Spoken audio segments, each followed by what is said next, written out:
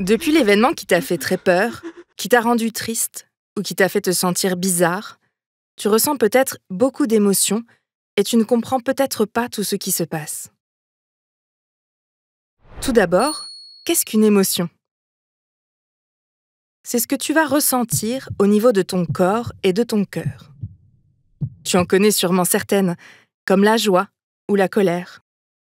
Et chaque émotion sert à quelque chose. Mais après un événement difficile, tes émotions peuvent être différentes. Tu peux avoir du mal à les ressentir, à les reconnaître ou à savoir comment les gérer, et c'est tout à fait normal. Prenons l'exemple de la peur.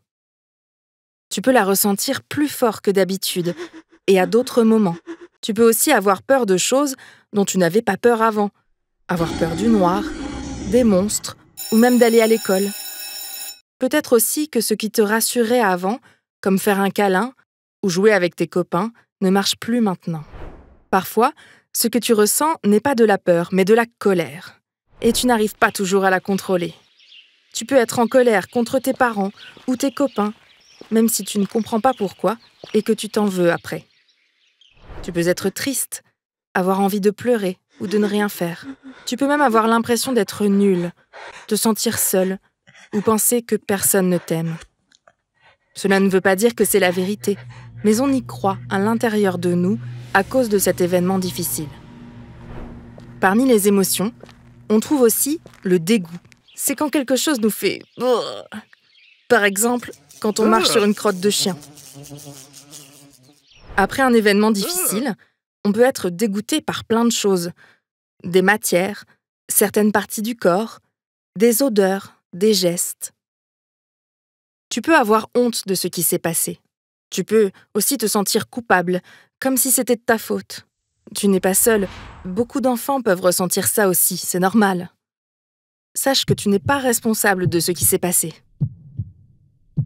Oh, et on n'a pas encore parlé de la joie. C'est une émotion si importante et qui te fait du bien. Mais après ce que tu as vécu, tu peux avoir plus de mal à la ressentir. Ces émotions peuvent prendre toute la place, ou se mélanger, ou disparaître, et parfois c'est difficile à suivre. Tu peux aussi avoir peur de les ressentir ou essayer de les cacher.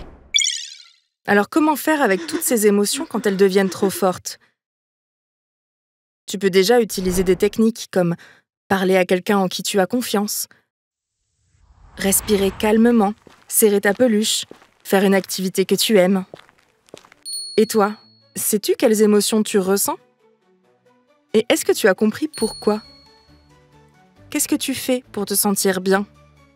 Si jamais tu sens que tes émotions sont trop fortes ou que tu ne te sens pas en sécurité, il est très important d'en parler à un adulte, quelqu'un en qui tu as confiance.